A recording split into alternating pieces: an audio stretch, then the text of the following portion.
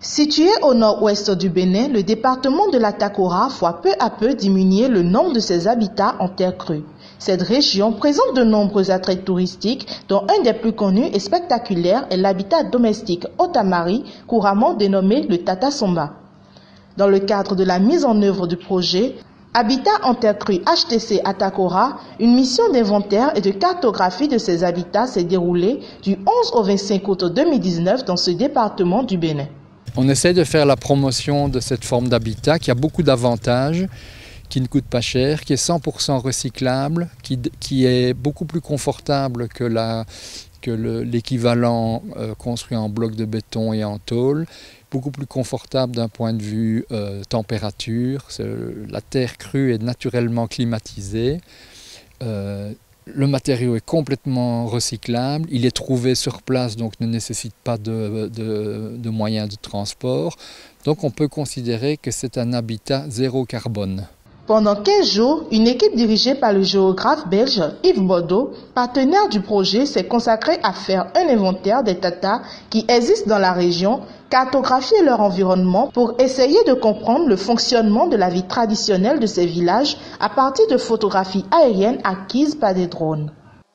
Les Tata Somba ont l'avantage d'être très intéressants et de pouvoir attirer les touristes.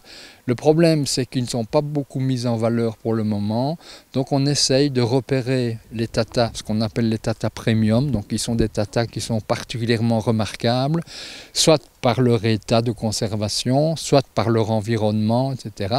Et on essaye d'organiser, ou en tout cas d'informer les touristes de leur présence, de leur dire si vous voulez visiter des tatas, allez plutôt visiter celui-ci ou celui-ci, qui seront où vous serez mieux accueillis et vous trouverez des informations plus intéressantes.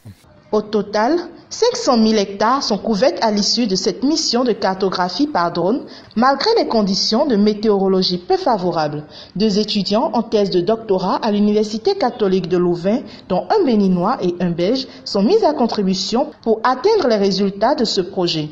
Nous ne pouvons le faire sans impliquer la population, sans sensibiliser les gens à travailler, à construire en consommant moins de bois, à construire avec la terre, parce qu'aujourd'hui nous assistons à une diminution drastique de ces Tata Somba là.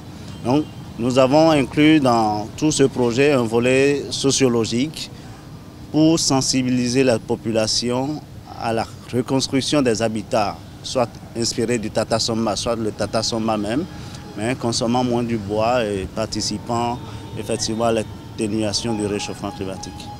Le projet prend aussi en compte la formation de 30 monitrices spécialisées dans la construction et l'entretien des foyers améliorés ou en roue, ainsi que sur la formation de 10 moniteurs spécialisés dans la restauration des habitats en terre crue existants.